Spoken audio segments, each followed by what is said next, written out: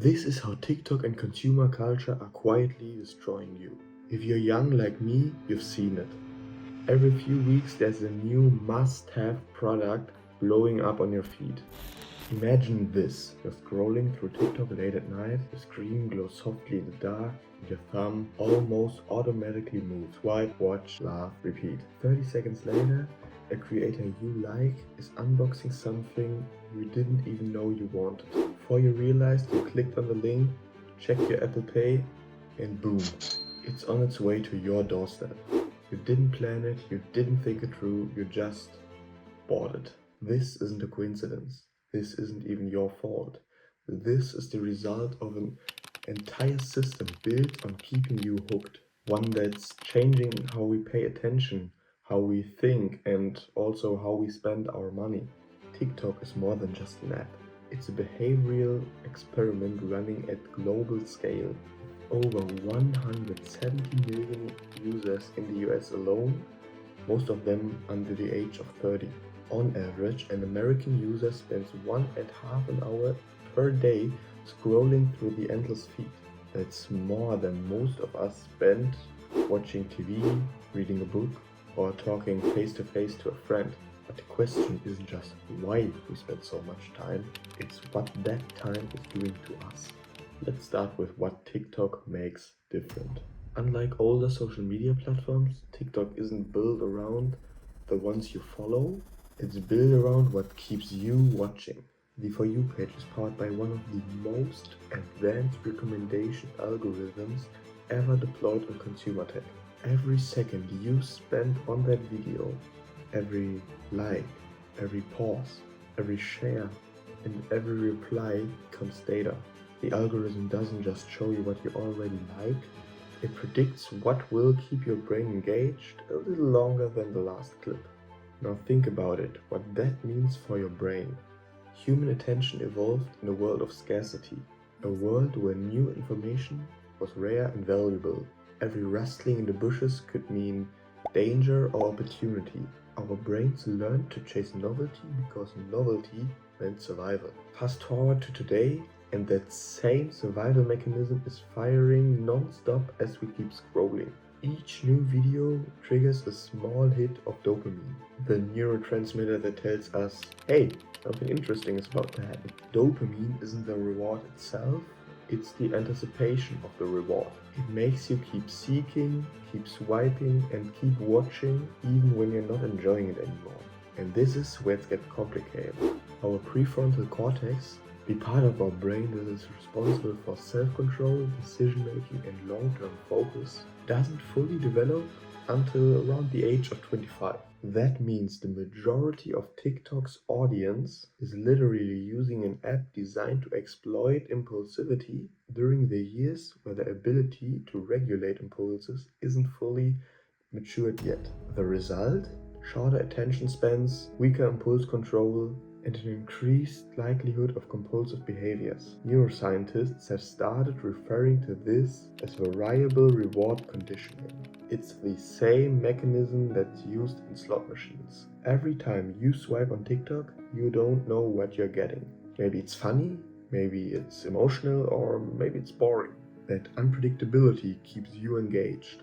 Your brain keeps thinking, the next one will be good. And when it is, dopamine spikes again, reinforcing the loop.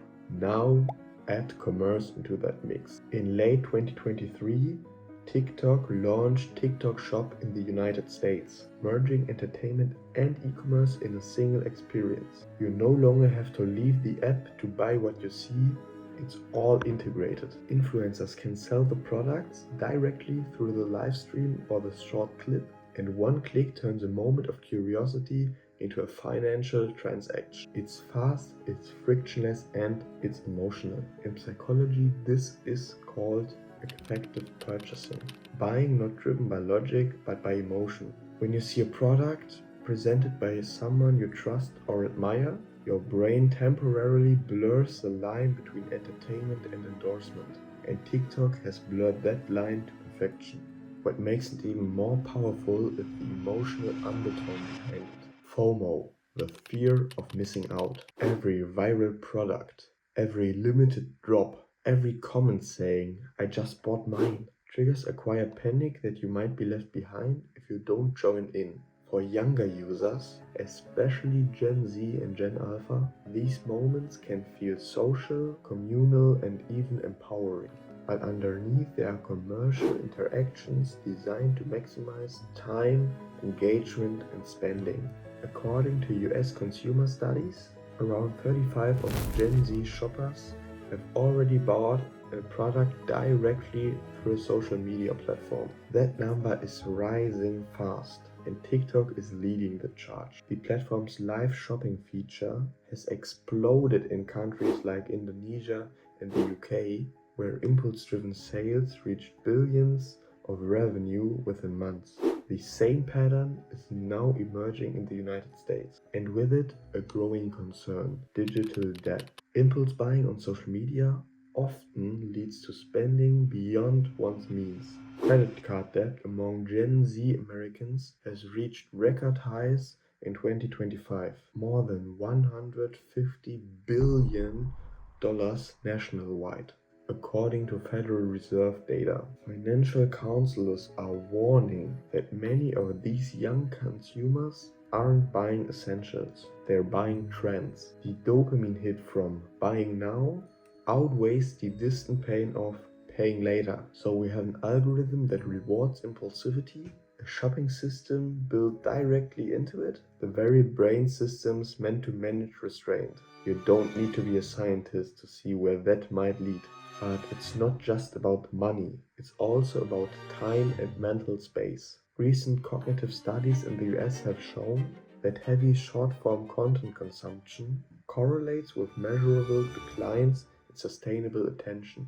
Students who use TikTok for more than 90 minutes per day show greater difficulty maintaining focus on academic tasks. In other words, we are training our brains for distraction. And once that happens, slower, more demanding tasks like reading, writing, or even holding a deep conversation start to feel boring. Our tolerance for stillness drops. Real life begins to feel less stimulating than scrolling.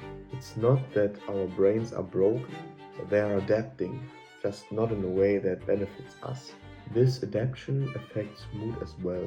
The same reward system that gives us little hits of joy from scrolling can also crash when those stimuli stop. Psychologists call this reward deficiency syndrome, the inability to feel satisfaction from normal activities after repeated exposure to intense rapid-fire rewards. When you think about it, it makes sense. When your brain is used to receiving bursts of novelty every few seconds, how could it enjoy sitting in a class, cooking dinner, or having a conversation with someone without looking at your phone? Now, none of this means TikTok is evil. The app also hosts creativity, humor, activism, and genuine human connection. But it's a tool that reflects how we use it. And right now, it's being used in a way that condition our attention and emotions faster than we consciously manage. So what can we do? In my opinion, the first and only step is to delete those apps. But for some people, that isn't possible. So the real first step for you guys is awareness.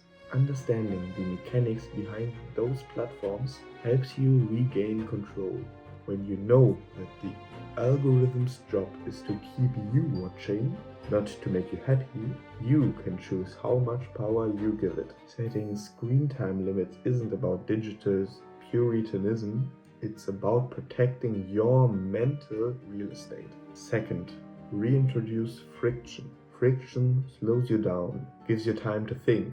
That could mean disabling one-click purchases, removing stored payment info, or even waiting 24 to 84 hours before buying something you saw in the internet. Studies show that introducing even a small delay drastically reduces impulsive spending. Third, rebuild your attention span. That doesn't mean forcing you to read War and Peace tomorrow. It means practicing focused, uninterrupted activities, listening to a podcast without multitasking, journaling for 10 minutes, or even walking without your phone. These small acts retrain your brain's reward system to find satisfaction in longer, slower experiences. And finally, we need cultural awareness. If a generation is growing up thinking every little moment needs to be exciting, optimized, or even monetized, we lose something deeply human: our capacity of patience, reflection, and self control. The rise of TikTok marks a turning point in how we interact with technology. For the first time, an app is not just shaping what we see, it's shaping how we see.